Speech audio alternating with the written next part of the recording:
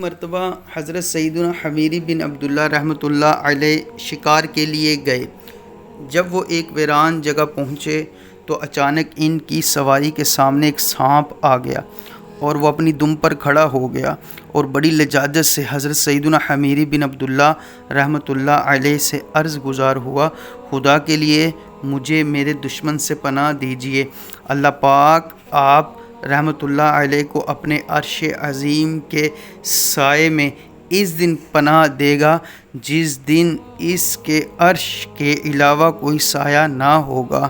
برائے کرم مجھے میرے دشمن سے بچا لیجیے ورنہ وہ میرے ٹکڑے ٹکڑے کر دے گا۔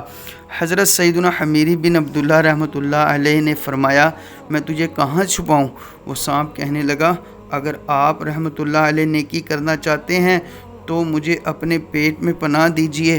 آپ رحمۃ اللہ علیہ نے پوچھا، آخر تو ہے کون اور مجھ سے پناہ کیوں چاہتا ہے؟ سانپ نے کہا، میں مسلمان ہوں، مجھے مسلمان سمجھ کر پناہ دے دیجیے۔ حضرت سیدنا حمیری بن عبداللہ رحمۃ اللہ علیہ نے اس کے لیے اپنا منہ کھول دیا اور اسے اپنے پیٹ میں جانے دیا۔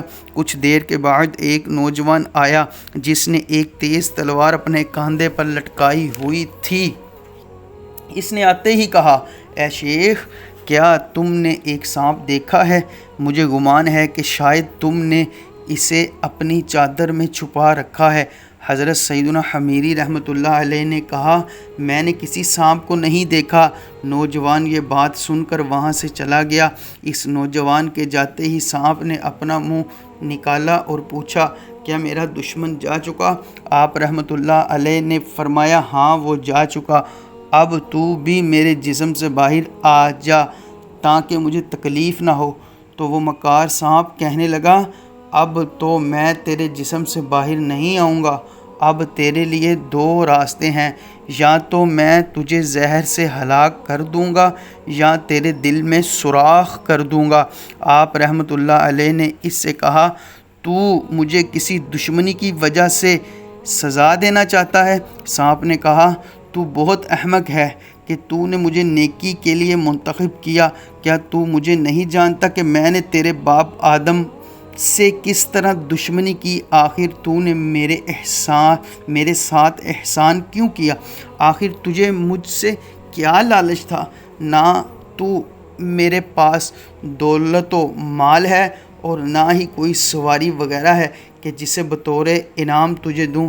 آپ رحمۃ اللہ علیہ نے فرمایا، میں نے تو صرف رضائے الہی عز و جل کے لیے تیرے ساتھ نیکی کی ہے۔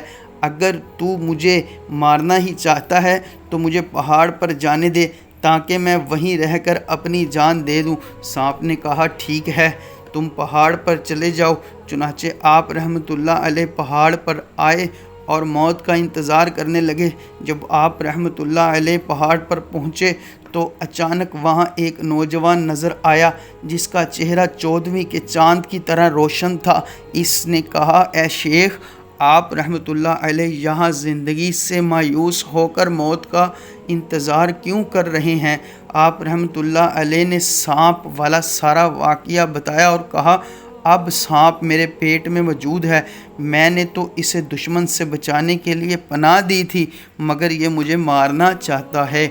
اس نوجوان نے کہا، آپ رحمۃ اللہ علیہ کی مدد کے لیے میں آیا ہوں۔ پھر اس نے اپنی چادر سے ایک بوٹی نکالی اور آپ رحمۃ اللہ علیہ کو کھلائی۔ جیسے ہی آپ نے وہ بوٹی کھائی، آپ رحمۃ اللہ علیہ کا چہرہ متغیر ہو گیا۔ آپ رحمۃ اللہ علیہ کپ کپانے لگے اور پھر اس نوجوان نے دوبارہ وہی بوٹی کھلائی تو آپ رحمۃ اللہ علیہ کے پیٹ میں شدید ہلچل ہوئی اور درد سا محسوس ہونے لگا۔ پھر جب تیسری بار وہ بوٹی کھلائی تو سانپ ٹکڑے ٹکڑے ہو کر پیچھے کے مقام سے نکل گیا اور آپ رحمۃ اللہ علیہ کو سکون حاصل ہوا۔ آپ رحمۃ اللہ علیہ نے اس نوجوان سے پوچھا، اے محسن، آپ یہ تو بتاؤ کہ آپ کون ہو؟ آج آپ نے مجھ پر بہت بڑا احسان کیا ہے۔ وہ نوجوان کہنے لگا کہ آپ رحمۃ اللہ علیہ نے مجھے نہیں پہچانا؟ ارے میں آپ رحمۃ اللہ علیہ کا نیک عمل ہوں۔ جب سانپ نے آپ رحمۃ اللہ علیہ کو دھوکہ دیا اور آپ رحمۃ اللہ علیہ کی جان کے در پہ ہو گیا تو تمام ملائکہ نے اللہ پاک کی بارگاہ میں عرض کی، یا اللہ اس کو سانپ کے شر سے محفوظ رکھ۔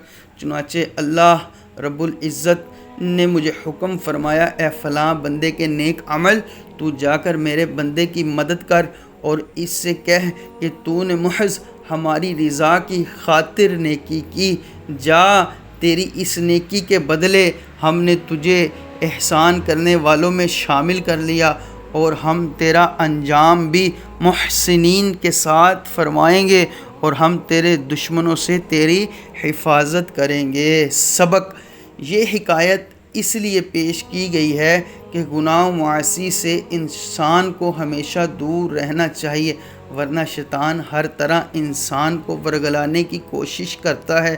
اور اس حکایت سے یہ بھی معلوم ہوا کہ اگر انسان رضائے الہی کے لیے نیکی کرے تو اللہ پاک اس کی مدد فرماتا ہے۔ اور یہ بھی معلوم ہوا کہ شیطان انسان کا کھلا دشمن ہے، وہ ہر صورت میں آ کر ہر طرح کی جھوٹی قسمیں کھا کر انسان کو ورگلاتا ہے۔ لہٰذا سمجھدار وہی ہے جو اپنے دشمن کی جانب سے ہر وقت چوکنا رہے اور اس کے ہر وار کو ناکام بنا دے۔